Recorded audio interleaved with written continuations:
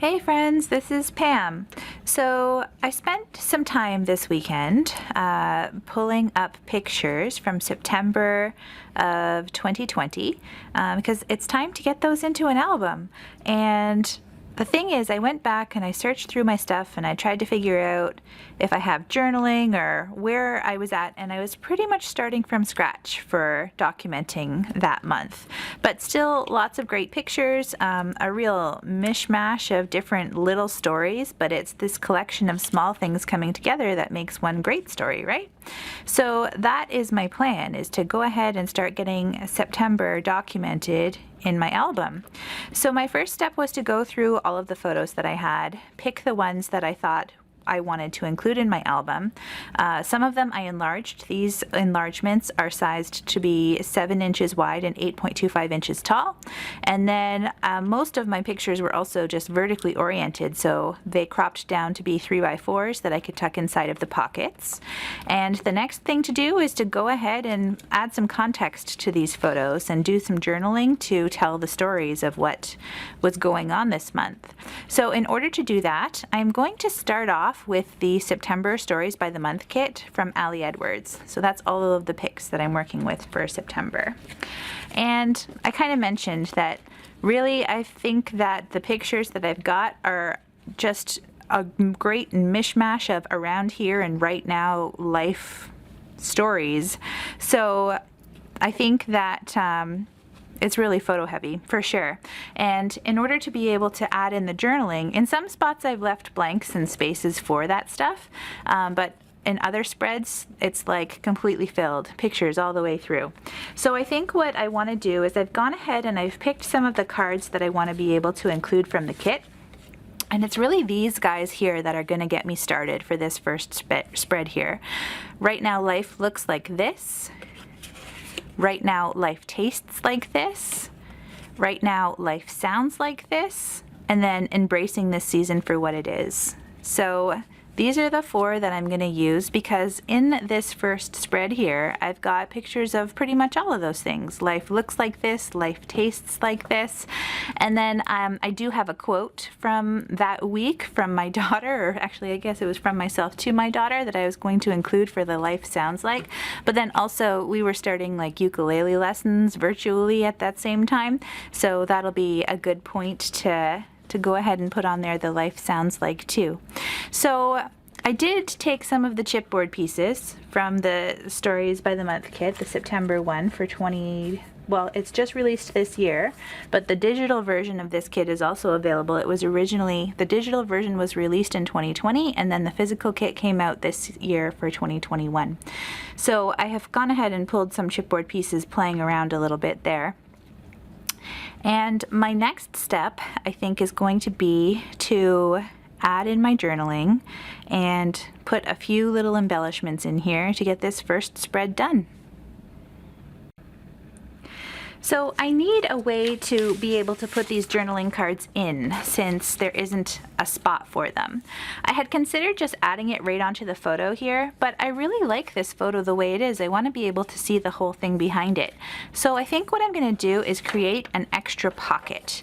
Now there's lots of ways you could do this. I could totally use one of the clear page protectors and just like orient it or cut it apart, cut the pieces out so that I could just have a little flip there.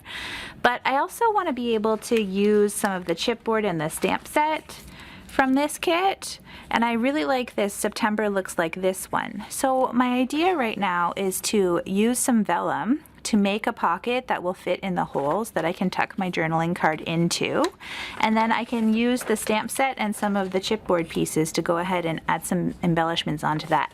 The other reason I'm thinking that this might work best for me in this case, instead of just like having these cards back to back here, is that this is a small space, and once I get writing, sometimes I just get a little bit too wordy and there's just a lot more to say than will fit in that space.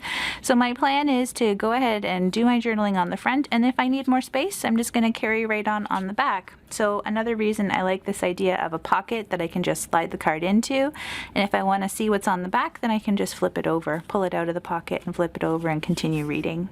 So that's going to be my first project here, is to make these vellum insert pockets.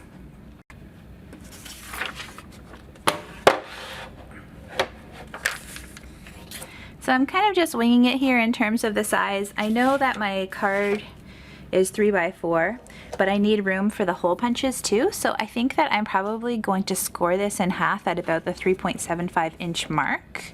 I'm just going to score my vellum all the way down so that I'll be able to fold it over there. And then the other thing is how long it is. So I want people to easily be able to reach in and just grab it. So I think I'm probably going to make these pockets about 3 inches tall. So I've scored it. That's where my fold will be. I'm going to go ahead and fold it over.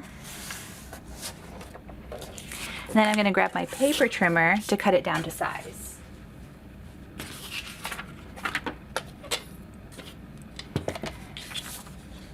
Okay, so I want it to be about 3 inches tall. So let's try this here.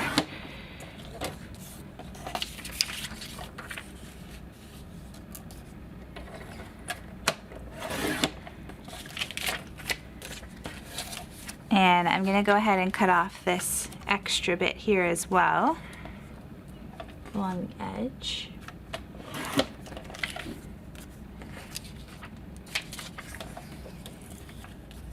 I've always liked the look of stitching, just a little bit of thread to add some extra texture in my projects. I feel like it gives it a more, like, I want to say the word organic, but that sounds like I know what I'm talking about, and I don't really. So I really like the added texture and the feeling and the look that a bit of thread gives it. So I am going to go ahead and run this through my sewing machine to seal up the bottom and the side edges there. Okay, I've got these little pockets stitched. I'm sure it's kind of hard to see on the screen there. The white on white always is a bit tricky. I'm just going to trim off the extra threads.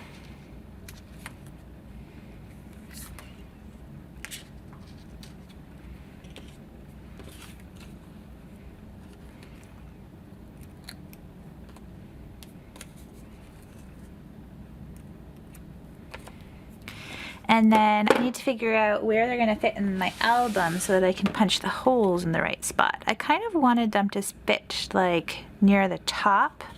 I don't want them to have like kind of in the middle, I guess, but I'm not sure if they're going to grasp onto those holes very well if I do that. If I had made them a little bit taller, they might have done better. So I think I'm probably going to have to pop them in a little bit lower. Having said that, they don't have to be all the way down to the bottom either. So I've got my 6-hole punch here, and I'm going to go ahead and punch some holes. Aim for about there. I think that'll work.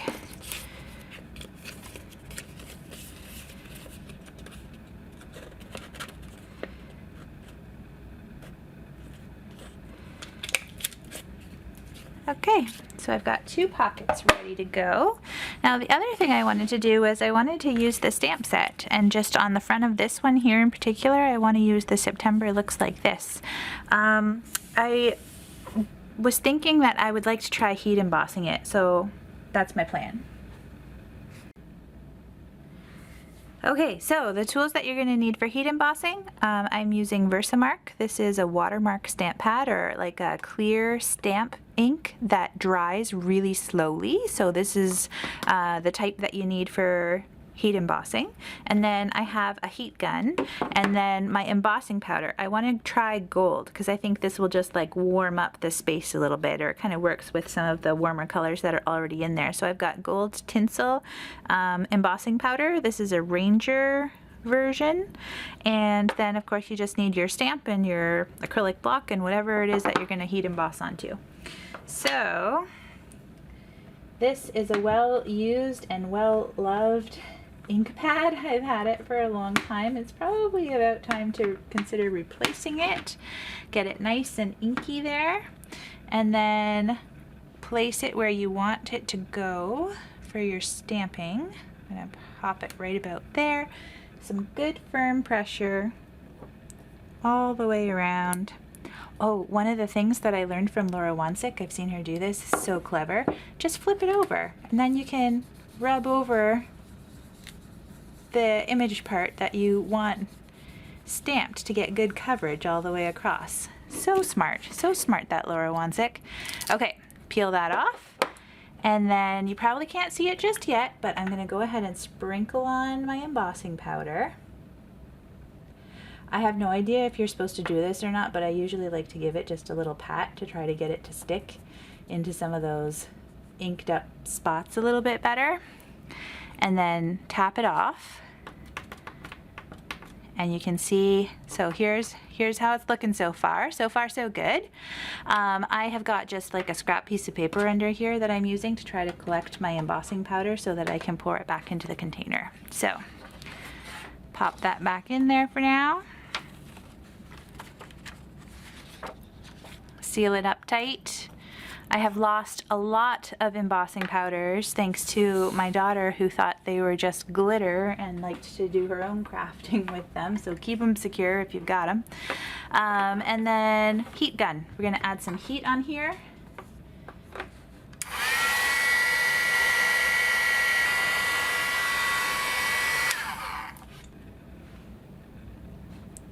All right, so that is the heat embossing. So it's got a bit of texture. It's raised just a little bit off of the vellum, and you can definitely see the tone of it change as it actually heats up with the heat gun. But fun technique, a little bit of something extra. Okay, so my next step is going to be to add the journaling in. So I'm going to take these journaling cards over to my computer and print the journaling right on top. All right, so I'm back and I've got the journaling done on the 4 cards to tell a couple of the random stories that are going on in this spread here. Next, I'm just gonna keep working on assembling.